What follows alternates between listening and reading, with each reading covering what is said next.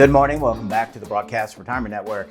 This is BRN AM for Monday, March 18th, 2024. And our top story today, putting a spouse or partner in a long-term care facility represents a difficult transition.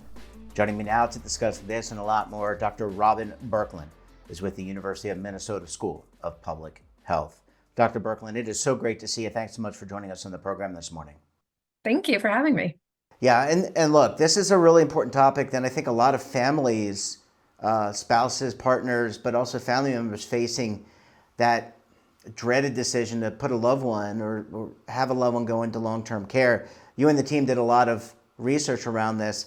How big of a deal is this for individuals? Yeah, we our research was about after they had moved into long-term care. But even before that, we know from other research that it is a very big decision. It is one that is often made under crises, and so that makes it even a harder decision. And the crisis could be anything from something happening to the care recipient, to a health issue for the caregiver, who then can no longer provide care. And say you break a leg and you end up in the hospital, now you can't provide care. And it's like, well, we have to figure out something, and we have to figure out something fast. So I'm just going to jump to a piece of advice, but one thing to think about in advance is, if that were to happen, what would you do? And to plan for it in case it does, as far as going to look at different residential care centers and trying to figure out, there's a lot of different things that go into that decision, but just, do you like it? What is the atmosphere like? What do the residents there look like? Are they happy? Are they engaged? Are the people who work there interacting with them and kind of just like that feel for it? But to have that idea of what you might do before you get in the situation where it has to happen is a much better place to be in than to have it be forced upon you and then just have to kind of go with whatever you can quickly come up with as a place for your loved one to move to. Yeah, and this is, again, we're going to talk more about the transition, but I just wanted to really set that up because this is a really big change for couples and partners, et cetera. Let's talk about that transition, because according to the research, it's a fraughtful, it can be frightening, both for the transitioner, the person going into the long-term care facility. But I also think that the other partner, the partner kind of left behind, if you will, or staying at home, that's frightening as well. It is. I mean, it's a complete change in your daily routine. It's a change in your identity.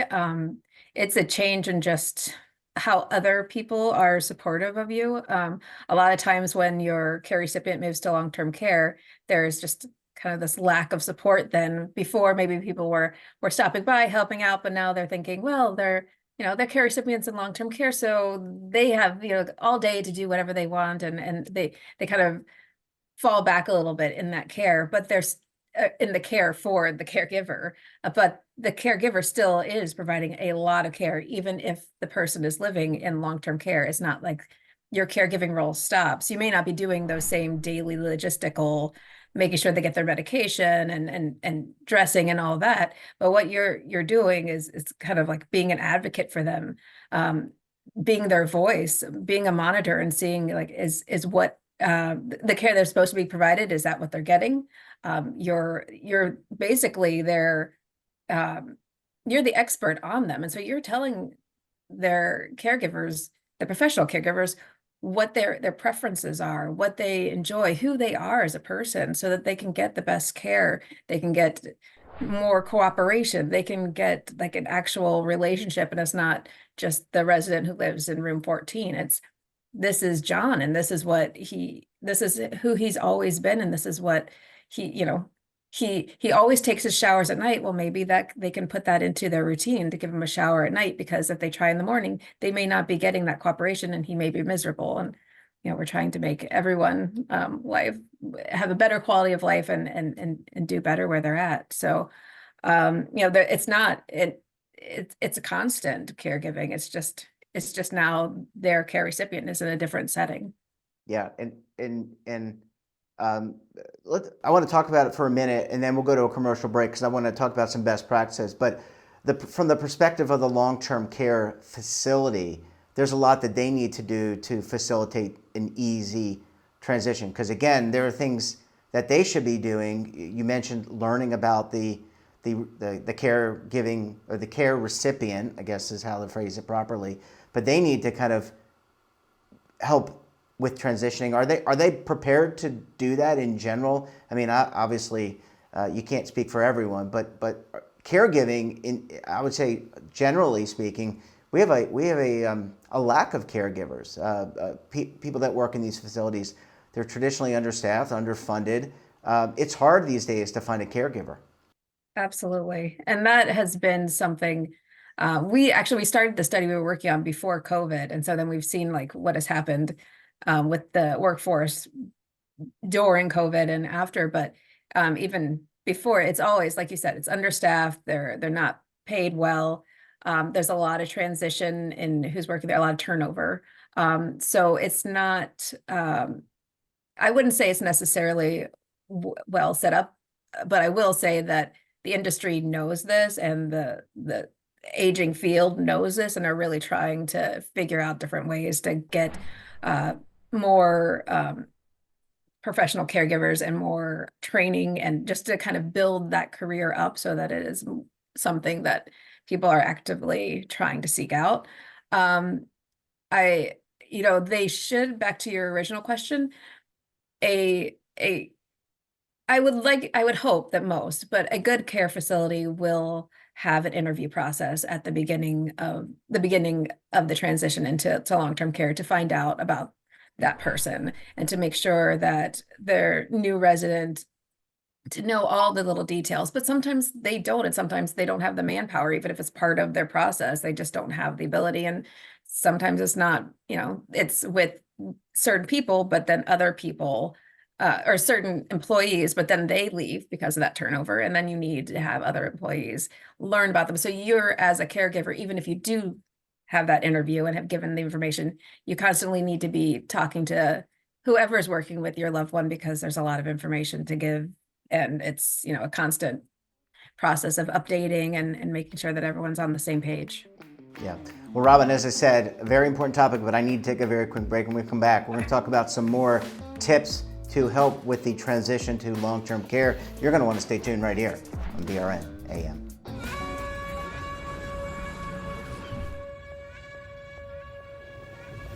Imagine a new television network that will make you richer, healthier, and in control of your financial future.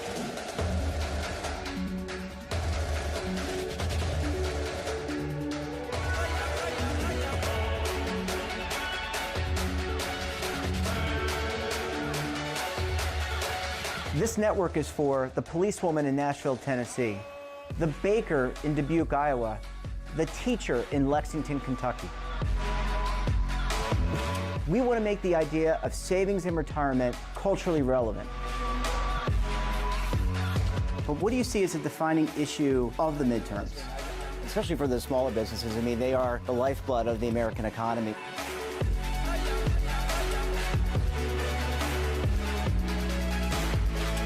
Featuring exclusive interviews, current affairs, and docuseries. 33 years old, you retired early. The philosophy is money only matters if it helps you live a life that you love. But you got to start thinking about retirement as soon as you get in. The Broadcast Retirement Network will drive very high engagement with premium partnerships. So this isn't retirement and savings for your parents or grandparents. This is for all Americans. And we're going to change the way you think about money.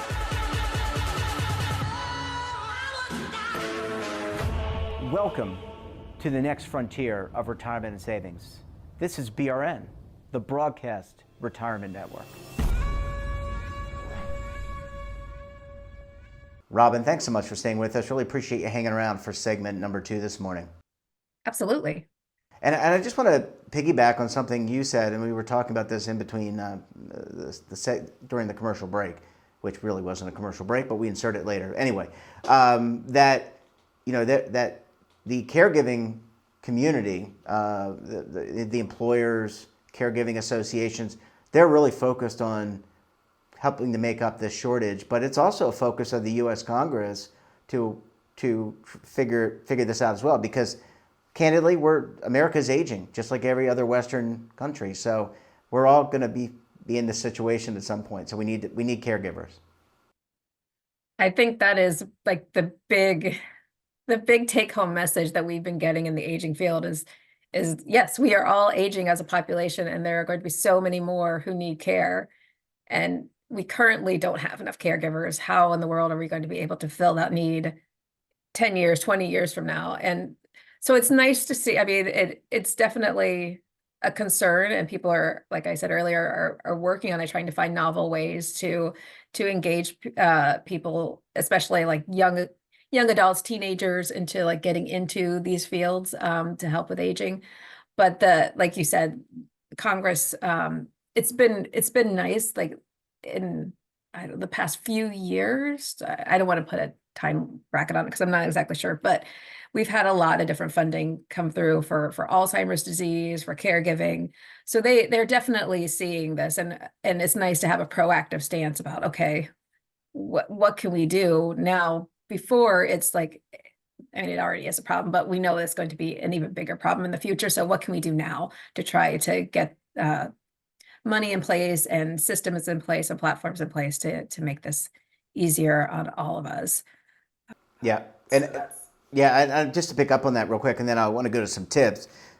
Local governments also. I know New York. We've had New York State on. Even local governments are focusing on aging. So I think that you're right. People are really focused. The people in the right places are focused on this, and there's clearly need. Let's talk about some tips. And we talked earlier in segment one about the transition and what the caregiver who's currently doing it, how their role is going to change, how they're becoming an advocate. We also talked about what the caregiving facility would do. But I wonder, is there anything that the caregiving recipient can do to help make a positive transition if they're able to do so?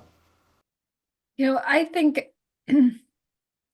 it has been in our research, we have found that there are some people who are very willing to go, who recognize even before it's time, like when it is time, I will move. I want that. And that has been incredibly helpful for families because you're not fighting against somebody who doesn't want to go. And it's such a hard decision to make anyways. And it's just hard to do. And there's a lot of guilt associated with it.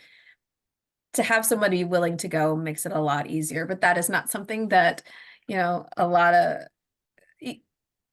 the caregiver has a lot of control over. And it's not something that the care recipient necessarily has a lot of control over either. It's this part of their makeup, because understandably, a lot of people would like to age in place. They'd like to age at home. That's been another big initiative to try to figure out ways that people can do that. I think things that can make it easier is having it be as close to your home setup as possible. And part of that is, again, letting the staff know what that person, or even if the care recipient is able to speak for themselves, to say, hey, this is what I like, and trying to create a routine that resembles what they have done at home. But it also is important for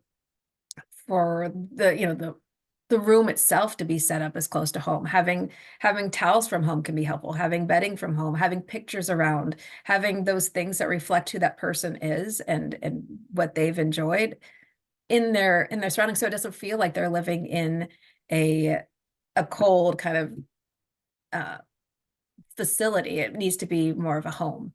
And so that is a big piece of it. And finding care centers who have that kind of feel of, this is your home, this isn't an institution, and having a lot of activities and something to ask about if you have that luxury of asking what like beforehand, if it's something you can plan and not just have to do. But having that, like, what are your meals like? Are they, what is offered? Are they able to do some different things for my my husband won't eat salad. Is there salad forced at every meal, or how is that? Or we'll only eat salad. Can we accommodate that? So just trying to figure out what that that center will do, what that community can do as far as meals, as far as activities, and again, just trying to make that room feel as home-like as possible. Yeah, as you're talking, I remember, I don't know if you watched The Sopranos, but there was a few episodes where they were taking the mother, Mrs. Soprano, Olivia Soprano, and putting her into a community, and she just did not want any of that, and she put up a big stink about that. Robyn, just to kind of close out the interview, how do you follow up this research? So what can you share a little bit about what you're working on next? I think people would find that interesting. So you did this work on the transition research. Anything you can share about future research on aging that we might be interested in? Yeah, so we have done a few other projects since then. With the transition into long-term care, we also looked at guilt specifically between adult children and their parents, and then spouses. Something we found with that was that spouses were less likely to feel guilt. And my thinking is they probably know that they were in the trenches and they tried everything, and so they knew that it was time to move. Versus an adult child who may not be living with the parent, who may be thinking, well, like if I would have done this or I would have done that. So that was something that we did. We looked specifically at COVID and how that impacted, that's a whole nother interview. And then we've moved to different projects where we're working with, we've done driving retirement with caregivers and with individuals with dementia who were either had it retired from driving and were adjusting to it, or were in that process of transitioning into it. So we had a support intervention for that. We've had a support intervention right now that is for people who are living alone, and they have cognitive impairment, and really working with them to support them, and looking at home safety, and looking at engaging in different activity, and making sure that they're connected with their community and with other people. We've also have a current project working with individuals who have a history of TBI, traumatic brain injury, and dementia, and providing support to their caregivers, because that's two very big issues that often kind of are seen together. And so we wanted to come up with an intervention that would help caregivers for someone with both of those issues. So that's what we've been working on primarily. So not much. Not much. We have a No. few. There's definitely other things too, but we keep it busy researching. Yeah, well, I mean, look, I think for even people my age, I'm in my early 50s, these are things you have to think about, because one day, even if you're a youngster today, you're 18, 16, 17, 18 years old, you too will be in this circumstance as well. Robyn, we're going to have to leave it there. Great to catch up with you. Thanks so much for joining us, and we look forward to having you back on the program again very soon. Thank you so much. It was great. And that wraps up this episode of BRN AM. Have a topic of interest, someone you think we should talk to, then drop us a line. And don't forget, for all the latest curated news and lifestyle, wellness, finance, tech, so much more, all in one place, check out today's edition of our daily newsletter, The Morning Pulse. Want to search our archives, check out our latest content? Well, visit our website. Hey, we're back again tomorrow with another edition of BRN AM. We'll have a very special guest and, of course, an important topic. Until then, I'm Jeff Snyder. Stay safe, keep on saving, and don't forget, roll with the changes.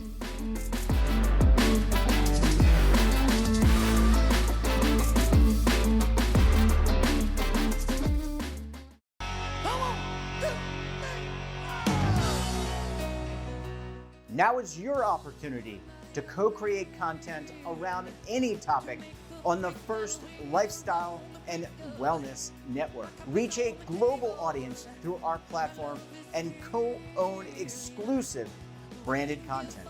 All of our programs are available on demand and also as audio-only podcasts, so you can take us on the go. Broadcast Retirement Network, available anytime, anywhere, and on any device.